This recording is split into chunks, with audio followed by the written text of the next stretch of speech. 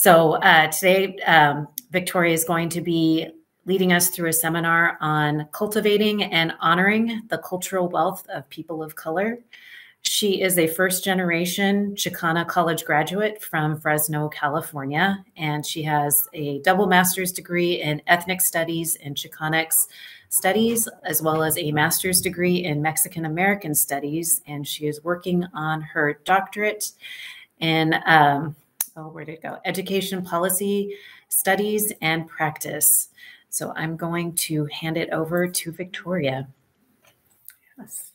Awesome. It's nice to meet you all. Again, my name is Victoria Navarro Benavides, and my pronouns are she, her, hers, or ella, if you use Spanish. I'm excited to be here because I get to share with you one of the topics and ideas that was really transformative in my own experience, not only as a student, but also as somebody who really believed that all of us play a role in education, whether or not we are teachers in the classroom formally, whether or not we're passing students by in the hallways, or we're just kind of engaging in our community spaces. We often are doing a lot of education, and in order to do that well, sometimes we learn some challenging things. And today's conversation, as I'm sure many of you have gathered from the series and the seminars, is going to be challenging, but it's also going to be empowering in regards to learning new tools and skills to keep for ourselves in our own lives or in how we engage the learning of others. And I want to clarify here that I think that education is something that is deeply cultural. It happens every day. We see it, we feel it all around us all the time. And I like to refer to the concept of educación, which is technically, literally the Spanish translation for education. But within a lot of Chicanx or Latinx family members, education is not just about what you learn at school. It's what you learn outside on the streets, in your family, at the parties, with your cousins, right? It's all those lessons learned and how they inform who you are and where you're going. And so I encourage us to hold that in mind as we move through this conversation together. I'm going to go ahead and pull up the slides because, of course, we got started and then my slideshow closed. So let me fix that. Okay.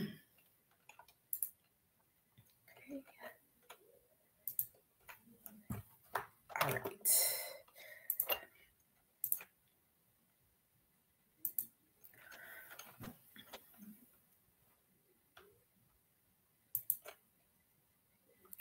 All right. I'm going to pull it up for us. And looks like it's pulled up. Thank you for the nod. Okay, so as you all saw in the short bio, and then also got to see, sorry about that, when we were, Nylene was introducing the session. This session is looking particularly at cultural wealth, and it's with the focus on looking at communities of color or people of color. I named it Cultivating and Honoring Community Cultural Wealth because in many ways, it's a set of tools, skills that we all have that we often don't know about or have not been named as assets in our own lives. Victoria, it's Susie. I'm sorry to interrupt you. We've got something covering your presentation. Thank you. It's your next slide. Yeah. Okay. Thank you. Perfect. Thank you. Is that better? Yep. Okay. Thank you for that. So to move us through this conversation, I have a slide that's kind of giving us the agenda. We're going to go through objectives for what we're going to be learning and engaging in today. And then we're going to do a self-inventory, a type of activity to tally up some experiences for ourselves. And then we're going to step away from self and maybe do a little bit more conversation around these education theories or concepts that relate to ideas of racism that are important for many of us, even if we don't see or feel them every day. And we're going to talk about traditional approaches, particularly Bourdieu, who's a key theorist around social reproduction theory. And then we're going to step away from that and talk about strength-based approaches to learning and supporting ourselves and or students. In doing that, we're going to use critical race theory, which one of the past seminars referenced and focused on. And then we are going to even delve even deeper within critical race theory into community cultural wealth. After that, we're going to apply our knowledge to these case studies and or another activity that's a poem, and we'll have some choice in that in just a little bit. And then we're going to close together.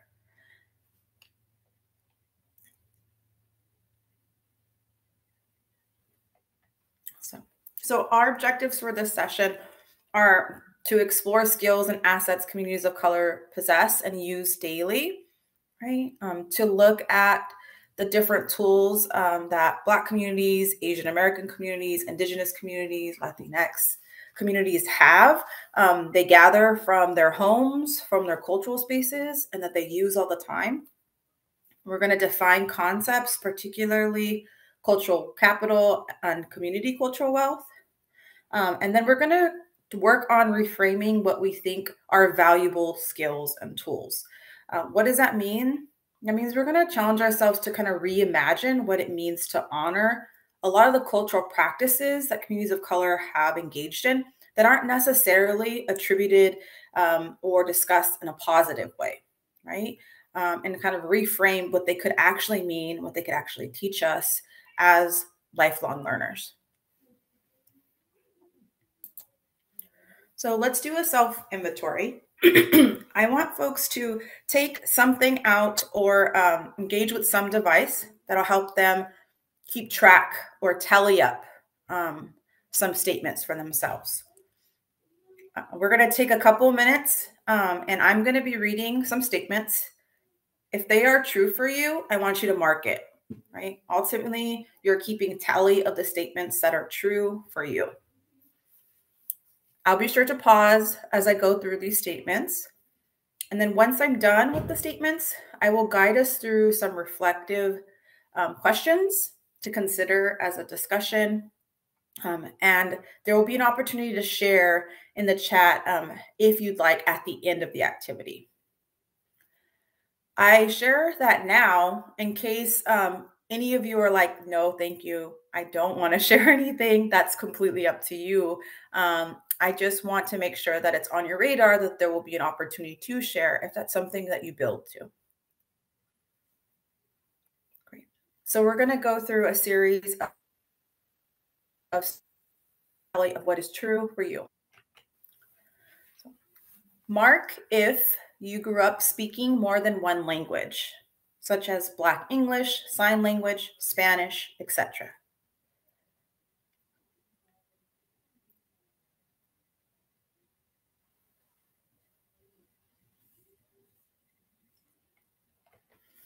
Mark if you learned early on that you, your family, and community would confront obstacles that would try to render, not tender, render your success, yet you can still overcome those to reach your goals.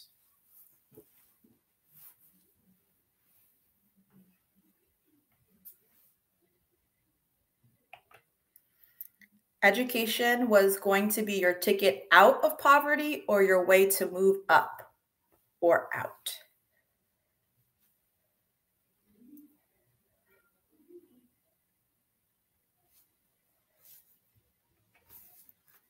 You knew where food banks and pantries were so that you could collect some free food when you and your family needed it.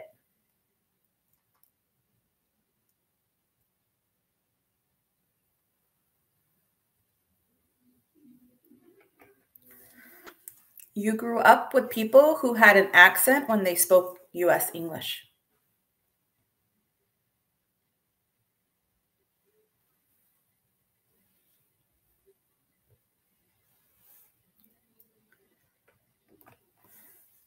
You translated documents, support service interviews, and/or doctor visits for your elders. examples of this might be going to apply for food stamps and filling out applications, or helping translate when a parent, sibling, or grandparent was being interviewed for the service.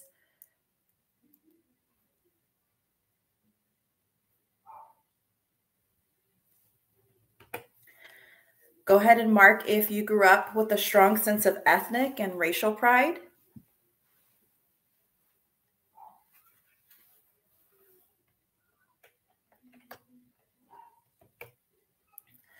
Mark if your ethnic community and or extended family have pulled together resources to help each other succeed.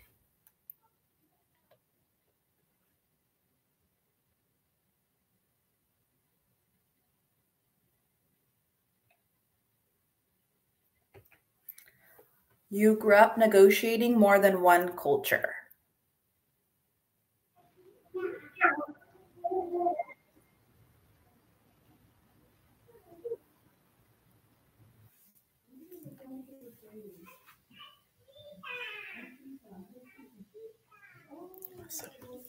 You grew up concerned a family member could be deported.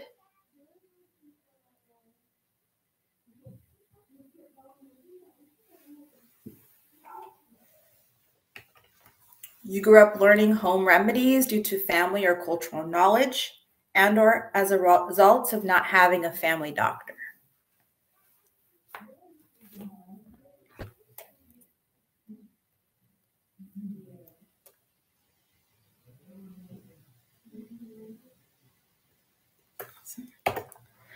You grew up knowing that people could or would make insensitive comments about your hair texture, identity, skin color, or accent.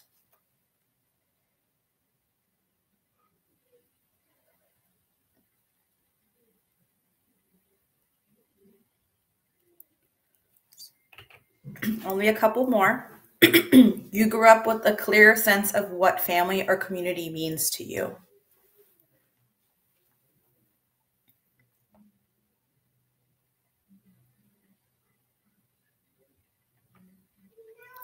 You learn from family and or community how to cope with being profiled for your marginalized identities by somebody in authority.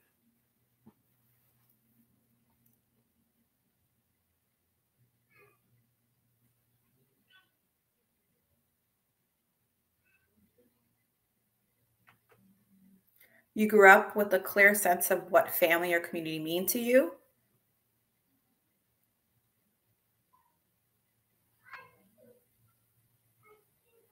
And I repeated this one because it's a really important one, actually, and we'll talk about why. You put together a dinner for at least 4 people with less than $10.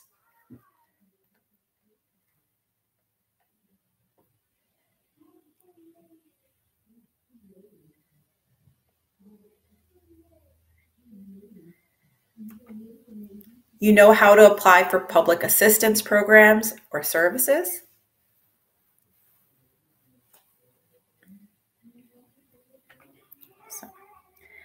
This is our last one. You were taught or believe you are more than the stereotypes that exist about people of your same race and ethnicity.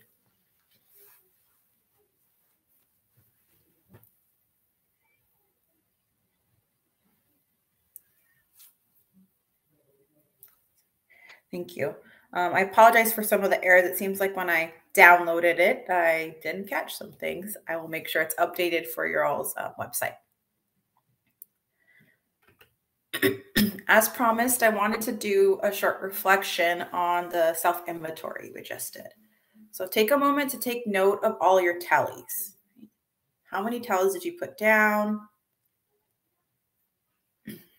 And just out of context, I mentioned about 20 statements, right? So how did you feel when marking a statement true for yourself? What were some emotions or ideas that came to mind? Is there anybody who would like to share in the chat?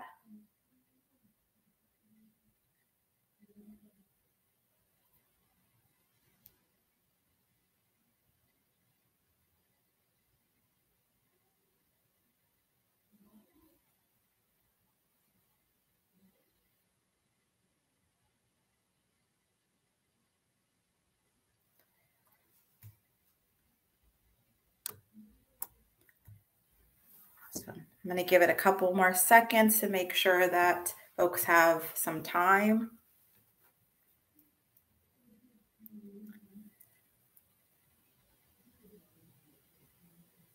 And I'll add questions onto that so that folks can decide which ones they actually would like to answer in the chat if they prefer.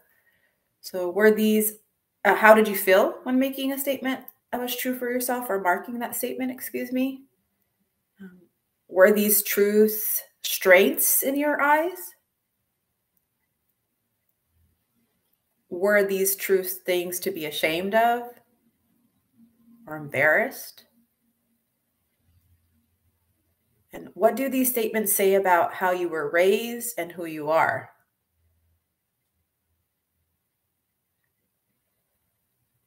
And that's not a small question. It's a pretty loaded, big question, right?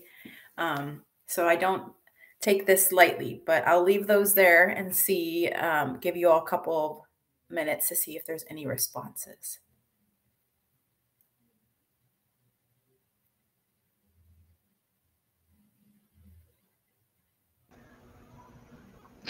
And Victoria, we did have one person who wanted to share.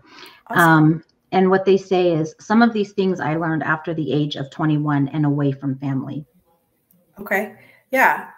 And those are still skills and experiences that you had that I think are important to address. And thanks for highlighting that it can happen at different points, right?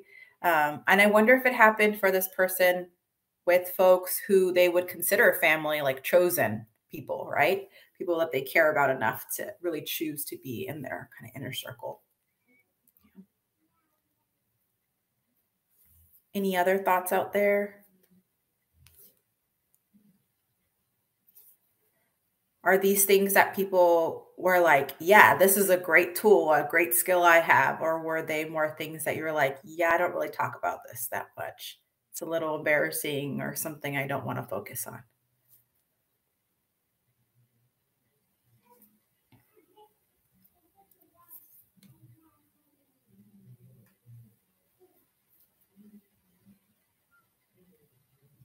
Right. Well, I am going to be ready for questions and comments, and thank you for those of you who have already shared. And please continue to pause me. I will take questions along the way. But the reason I wanted to start with the self-inventory is because a lot of these questions are skills that we have learned, or some people have learned over time, that have not been regarded well by most of society. In many ways, having an accent, being a translator for somebody in a very important situation, not only is something maybe stressful, but there's a lot of weight that you may carry in kind of having this knowledge and having this experience. And while it comes with a lot of weight and responsibility, I do think that it's important for us to remember that there is so much rich skills and values that are learned from being able to do and engage in these things, right? Whether you did them when you were growing up, or as our attendee mentioned, learn them later on in life. They become these kind of things that you just do naturally, but don't necessarily always think about as positive assets to your success. And so I want us to talk a little bit more and think a little bit more about why. Why are these kind of statements, these truths, not considered an inventory of our skill set? And why are they not always welcomed in spaces where we're learning or where we're supporting others who learn? So I'm going to turn us now a little bit more to the kind of theoretical conversations that come with doing this work. So traditional approaches to a lot of sociological theories and education, there is conversation particularly about concepts of cultural capital. And Pierre Bourdieu is the theorist that many turn to because he saw cultural capital as this kind of socially created set of tools that communities have, and they pass on through generation, and they pass on by way of things like money, literally money that you can pass on from one generation to the next, customs, the way that you dress, the way that you act, how you eat, right? All these kind of non-material or non-monetary ways of understanding kind of your class status and how that kind of gets passed on, right, from generation to generation. And he was wanting to explore, well, how does that impact how somebody is able to be socially mobile, right? Is their cultural capital impacting their ability to move up social ladders or to maintain their status in the social ladder? And how do schools support or interject that system? And so I often think about theories and then I want to run away because I'm like, oh my gosh, this is going to be a really difficult reading that I'm not exactly going to understand.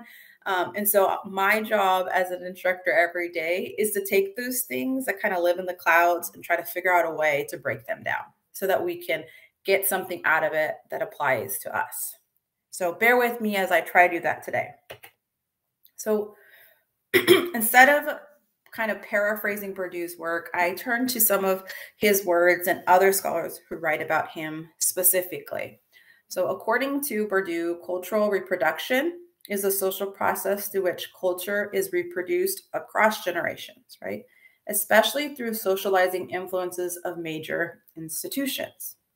So one source of institutions that we learn how to act in society, how to move in society, what rules to follow, right, would be from our family, right? That's a kind of institution.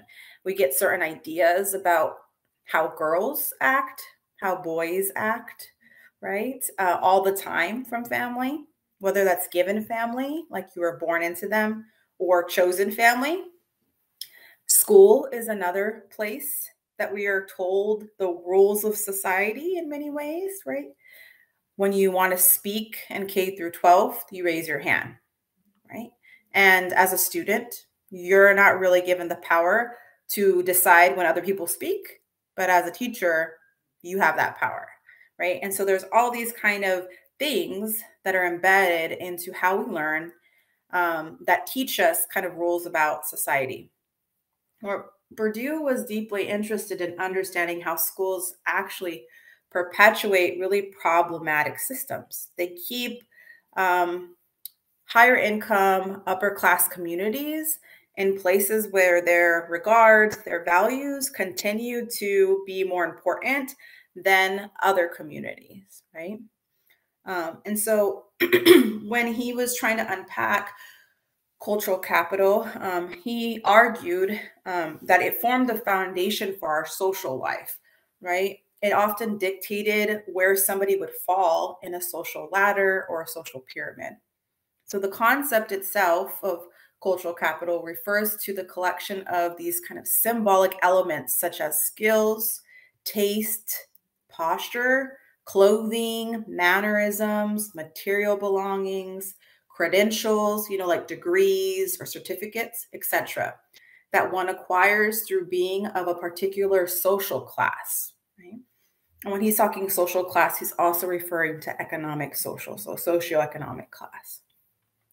So sharing similar forms of cultural capital with others creates a sense of collective identity and kind of a group position in society. So it becomes this: people like us do this, people like them do that, right? Bourdieu also points out that cultural capital is a major source of social inequality, though. Certain forms of cultural capital are valued over other forms and can help or hinder one's social mobility just as much as income or wealth can. Right? So the type of mannerisms, the posturing, the taste you have is also important in limiting your social mobility, right? And it's kind of this reinforcing factor that goes back and forth, right? Material wealth matters, like income, but also all of these other cultural traits and things matter. if you want to see a visual of what Bourdieu is kind of talking through, one, I would encourage you all to look at the resource of the short video, and I likely will pull it up for a short minute for us to watch a couple minutes of it. But he's really showcasing to us that there are these different kinds of capital, and they're all influencing each other, right? Cultural capital we just define. Well, social capital is those networks and connections that you have to people in your life and how you use them. Symbolic capital are kind of those unspoken rules that you know, but you also share with people in your same kind of group. And then economic capital is really like that income or that hereditary wealth that some people are just born into, right? So I'm gonna go ahead and ask folks if they could pull up the video for us. I think you all are going to share it. Am I pulling it up from the presentation? I've got it. Awesome. Pierre Bourdieu was born in the year 1930 in a rural area of southern France. He grew up in a modest household, but eventually moved to Paris, where he attended the prestigious secondary school, the Lycée Louis le Grand, and then the even more exclusive and prestigious university, the Normale Supérieure.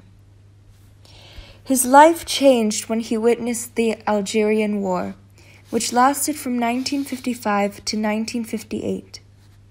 Algeria was fighting fiercely for their independence from France.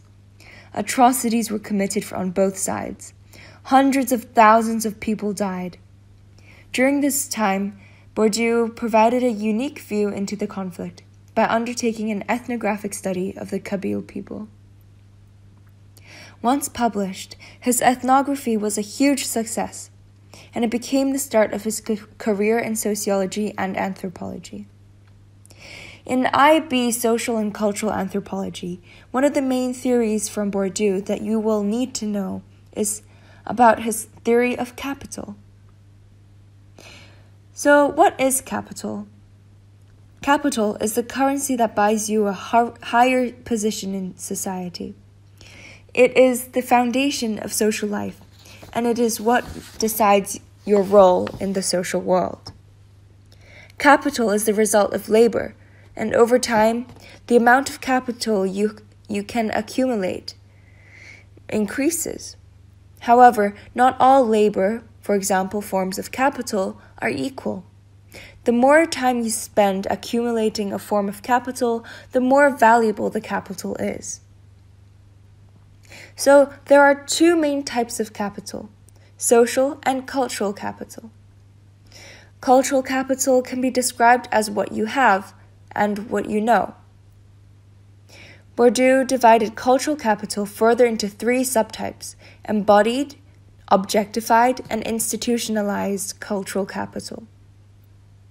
So first of all, we're going to look at embodied cultural capital, which is the qualities of your mind or body. These include things like the skills that you have, your accent, dialect, posture, and mannerisms. It also includes your tastes, such as your taste in music, art, and literature. Embodied cultural capital is important because more powerful social classes tend to differentiate themselves from others by how they look and behave. Therefore, you essentially need to buy membership into these classes with embodied social capital. In the UK, for example, people with received pronunciation, in other words, a posh accent, traditionally have higher social prestige because that accent is associated with power, money, and influence. Meanwhile, in Young and Defiant in Tehran, we saw that young men and men in general are encouraged to express a very significant kind of emotion: sadness, especially crying, since suffering is valued in their culture. Since crying and sadness represents and is a symbol of maturity and wisdom. Next, we're going to look at objectified capital. Objectified capital are your material belongings that have cultural significance. For example, a very luxurious car, such as the Rolls-Royce, usually gives you a lot of objectified capital in society. However, this varies in all societies. In Young and Defiant in Tehran, we saw that the Basiji, the youth moral police in Tehran, made sure to present themselves as poor. Even if they came from rich families, they wear ragged clothes, eat simple food, and drive cheap cars. This gave them higher social prestige, because poverty is associated with the revolutionaries who were considered heroes and are considered heroes to this day. Now, finally, institutionalized cultural capital are symbols of cultural competence and authority. So this refers to things like credentials and qualifications. Even seemingly small things, such as the title doctor, can give you a large amount of institutionalized cultural capital. University degrees are a powerful form of institutionalized cultural capital. Going to university gives you things like skills, which is a type of embodied cultural capital. But this isn't the only benefit to going to university. A university degree in itself does add to your capital, no matter where you went and how you got your degree. However, the more prestigious of a university you went to, or go to in the future, the more institutionalized cultural capital you received or you will receive.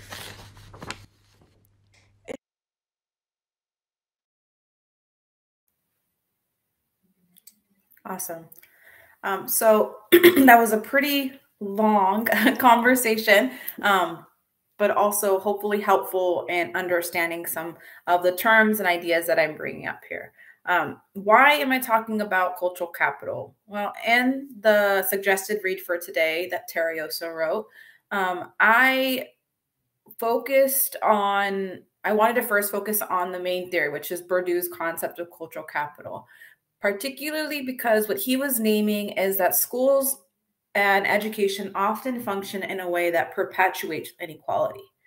That folks of the upper class, their customs, their culture is often what's valued as important, and the values or the cultural practices of others is not necessarily welcomed in the same way.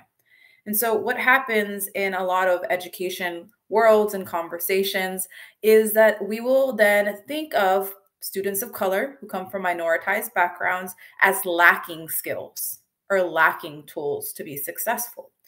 And that's often reference to the idea that they lack cultural capital, when in reality, the conversation is they lack the specific kind of cultural capital that many education institutions have deemed valuable, right? So if we pause and we think about, are there other forms of cultural assets that particularly communities of color have and they use every day to survive and navigate the world? The answer is yes, right? If we ask, are those skills welcomed into the classroom and are they encouraged all the time? Or are they welcomed into learning spaces? Are they encouraged all the time? The answer is probably not. Traditionally speaking, education hasn't always been a space where students of color, where folks of color, where employees of color feel like they can take their day-to-day skill sets and be proud about them in their learning setting. So if we want to flip this script and reapply Bourdieu's concept in the way that it was actually supposed to be applied, which is to say that social inequality is reproduced by a lot of the values we teach in schools, then we have to start thinking about a strength-based approach to honoring and cultivating the cultural wealth of people of color.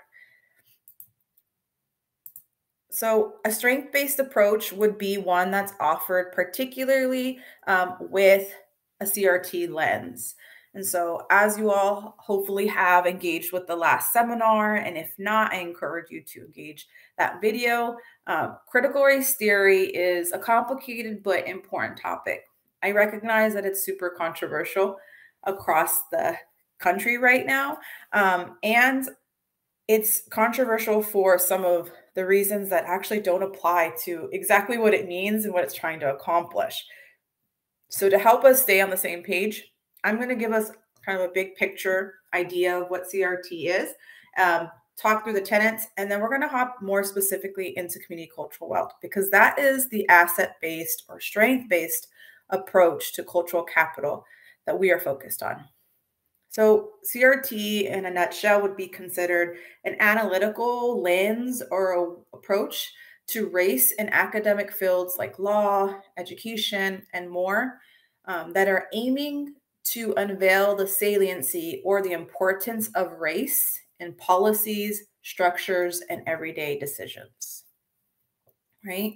The key 5 tenets of CRT, broadly speaking, is that the permanence of racism. So race and racism are a permanent feature of U.S. systems.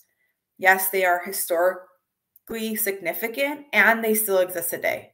Race and racism are still happening, right?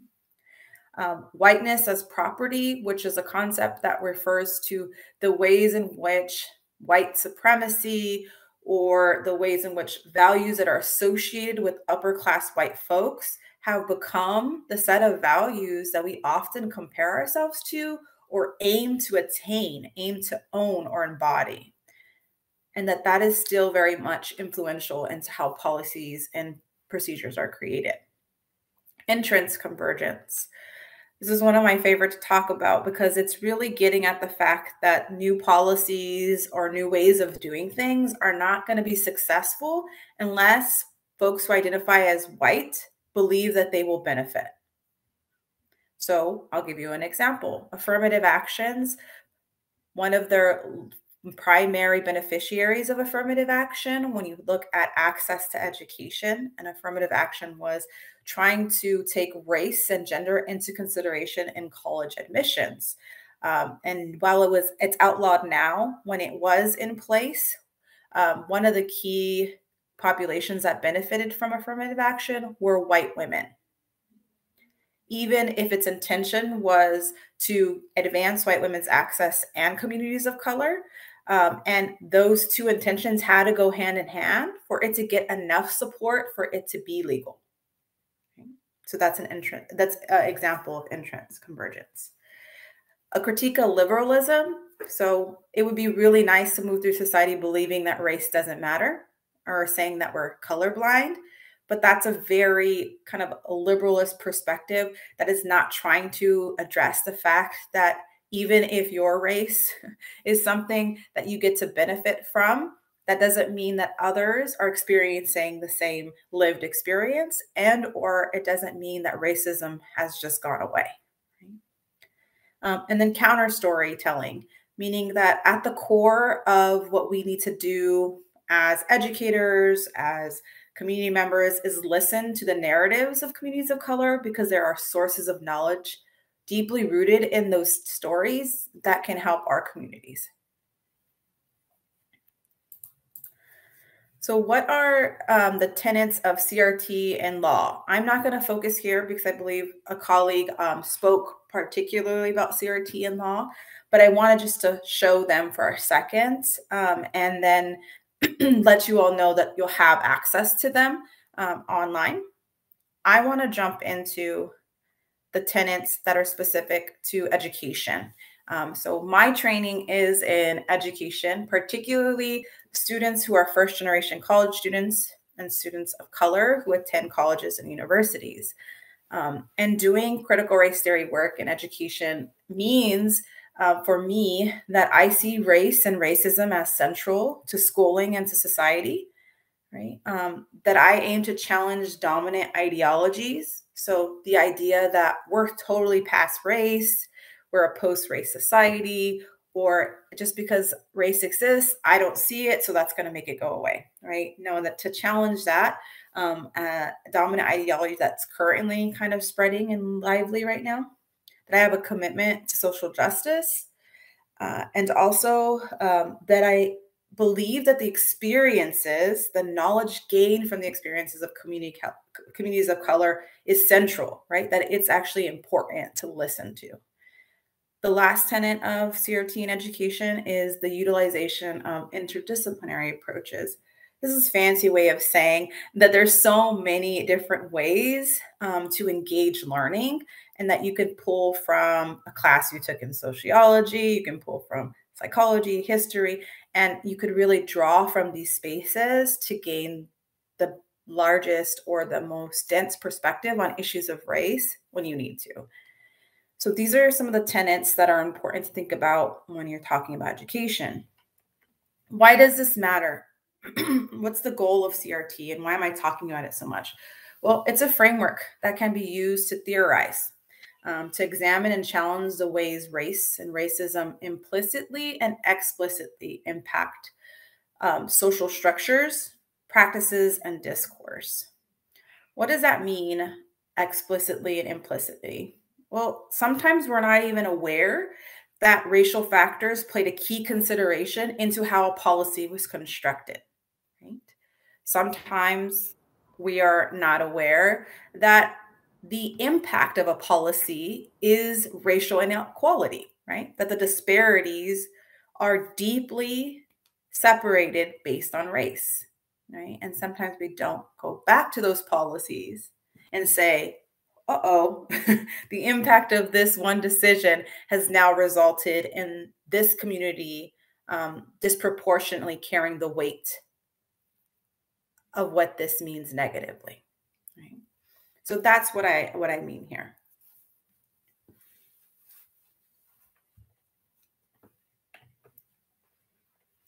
So community cultural wealth, it is particularly a part of CRT. And in the article that I shared with you all, you can see kind of tree, a genealogy, the history of how CRT and community cultural wealth connect. But this specific concept changed how I engage in education. Why? Because it said that communities of color have tons of experience that is embedded with knowledge, skills, abilities, and social connections that are deeply important, right? And that students of color can gather all these assets from their communities, and it facilitates oftentimes their survival and their resistance to things like racism or sexism or homophobia, right? So it asks communities of color to look within their own communities and their own experiences to draw out those skills and those strengths that we have from things like figuring out how to make a meal for 4 people with $10. That is spectacular. That is called resourceful, right? So many things go into being able to do that. Yet there's often a lot of shame kind of attached to maybe that being somebody's reality.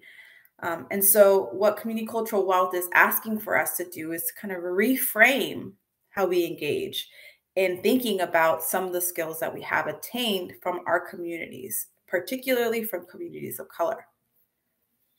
So some of the different types of community cultural wealth are listed here. These are from the original kind of concept in Tara Yosso's work in 2005 and 2006, but many folks have written about other forms of cultural wealth as well. I'm going to go ahead and put up the different types on the screen, but I'm going to see if, and pause from verbally communicating anything, to see if there's any kind of questions, thoughts, things from those who are attending live.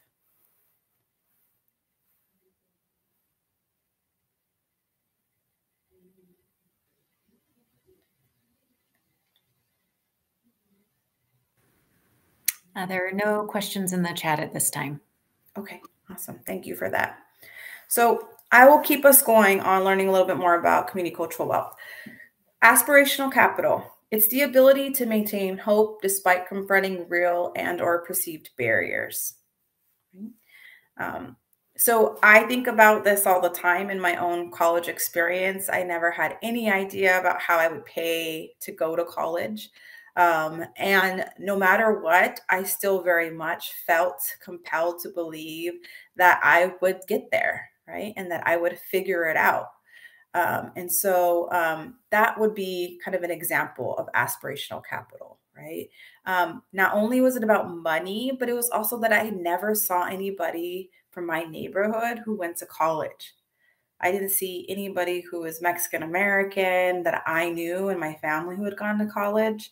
And it was really hard for me to envision myself being the first, but I also didn't really question that I deserved that if I wanted the opportunity, right? So that might be an example. Familial capital is the cultural awareness and knowledge rooted in community memories and histories among familia, which includes your extended family or your non-related loved ones, right? Those non-biologically connected people, but they're our fam. They often teach us so many things, whether it's traditions, right? How you cook something, how you grow something. Migration stories is a huge one, particularly in communities of color, the like lessons learned from migrating here. Then you have other things like, you know, ancestors or elders telling us how they had really terrible education experiences. And so they want you to have a better opportunity, right? Those are things like familial capital, those kind of sense of awareness and knowledge that you are gaining from those stories and those narratives. Linguistic capital is the intellectual and social skills gathered from being multilingual or communicating in different styles. Right? Think back to the statements that I read. I read a lot of them about translating. I read a lot of them about knowing more than one language or having an accent, right?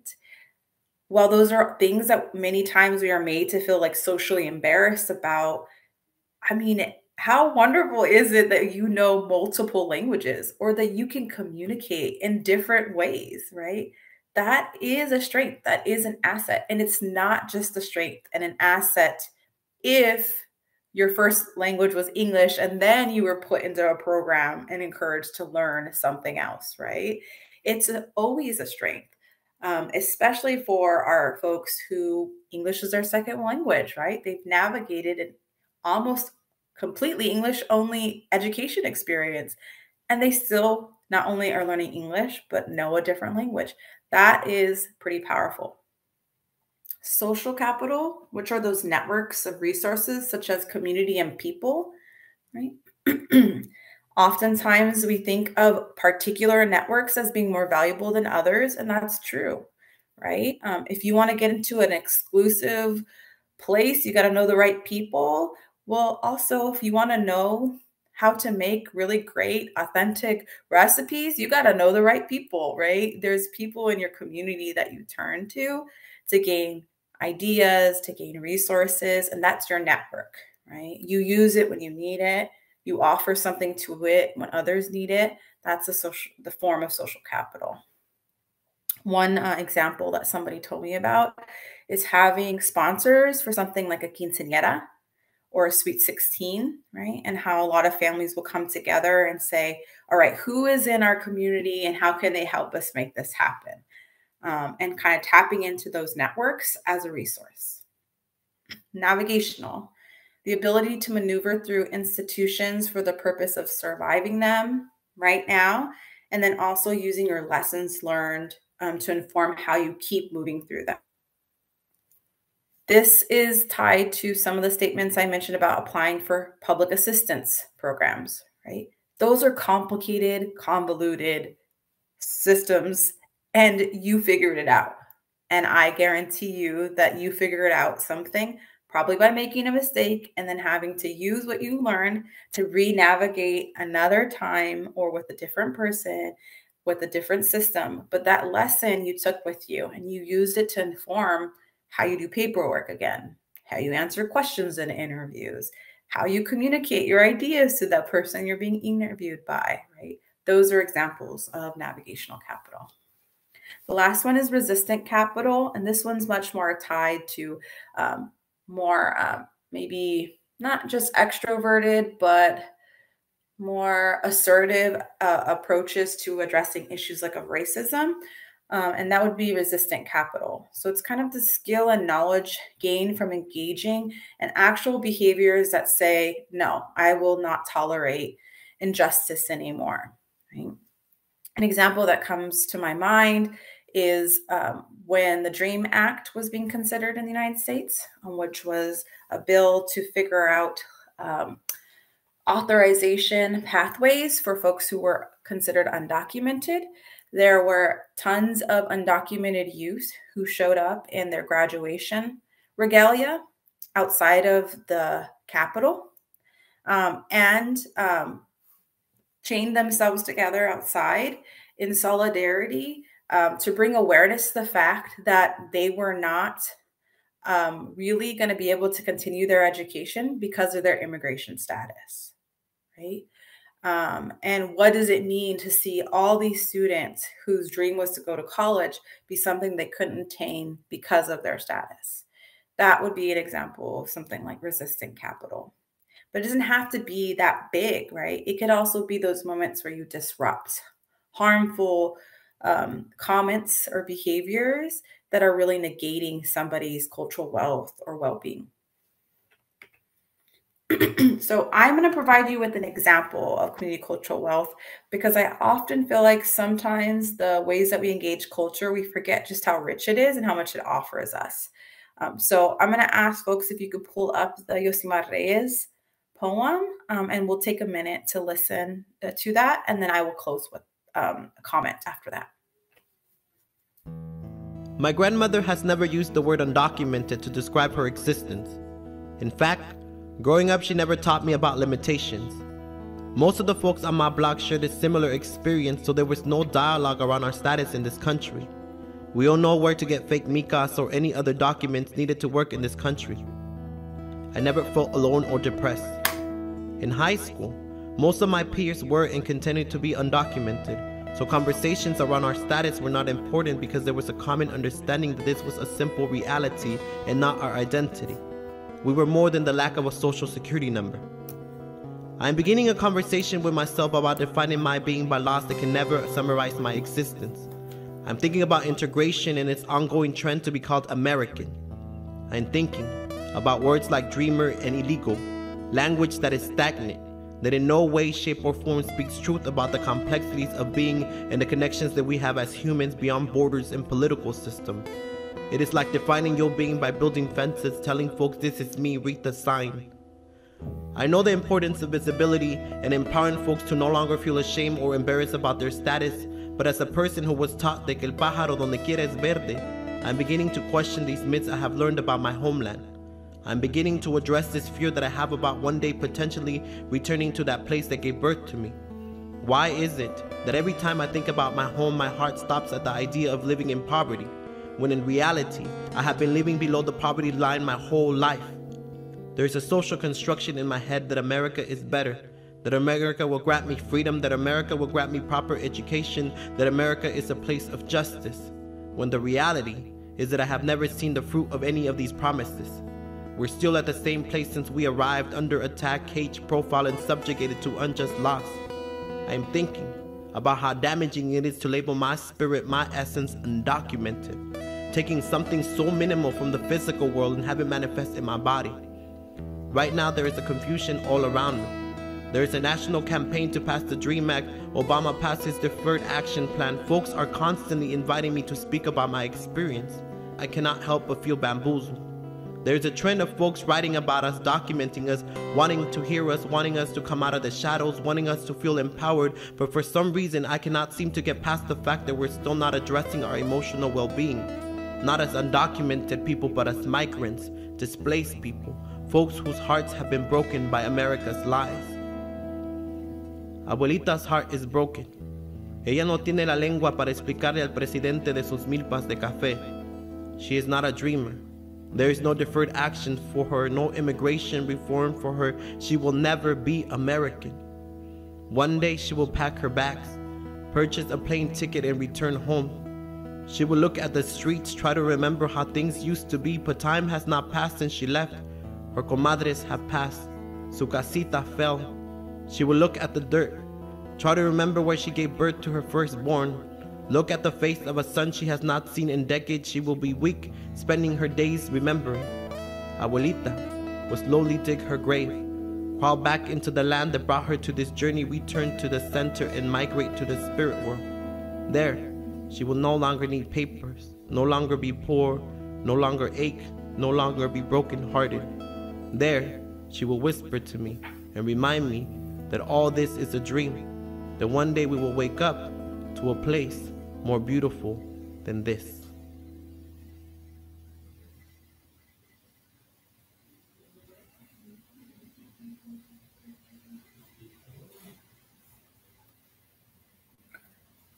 Awesome, thank you. So I know we're running out of time, but I wanted to show that beautiful poem because it illustrates a lot of the types of cultural wealth that we had just gone over, right? He still exhibits this sense of hope and resilience, aspirational capital, despite all that he is describing, right? He's talking about resistant efforts that are important for others to also partake in order for this community to be protected.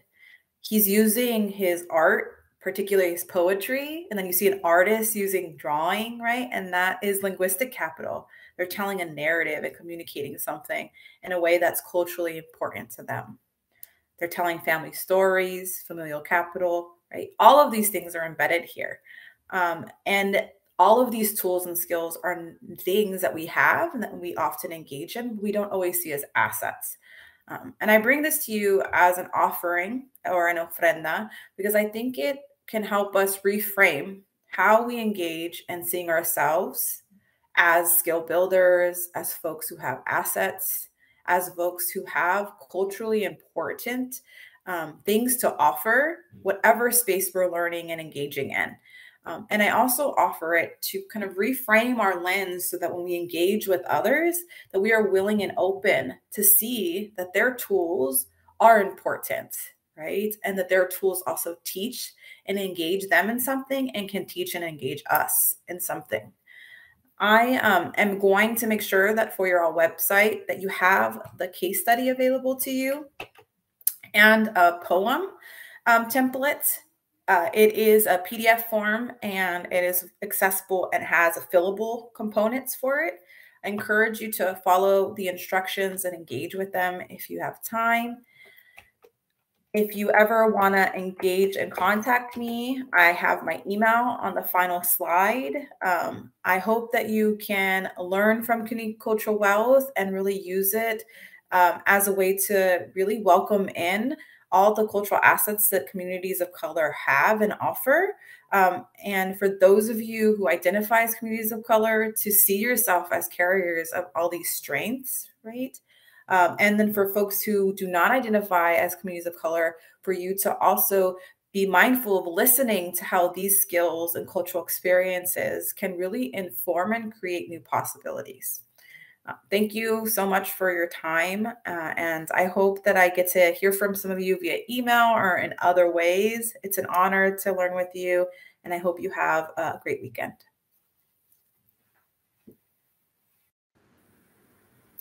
Thank you so much, Victoria, for coming today and presenting to us. I didn't mention it at the beginning of the session, but Victoria alluded to it. And this session was taped, recorded, and it will be on the Fresno City College Professional Development YouTube site, which Susie has now just put into the chat, along with all of our previous sessions from this year and the previous year. So if you want to view any of this again, or any sessions that you would have missed, they're all going to be there, along with any resources that Victoria included in her presentation today.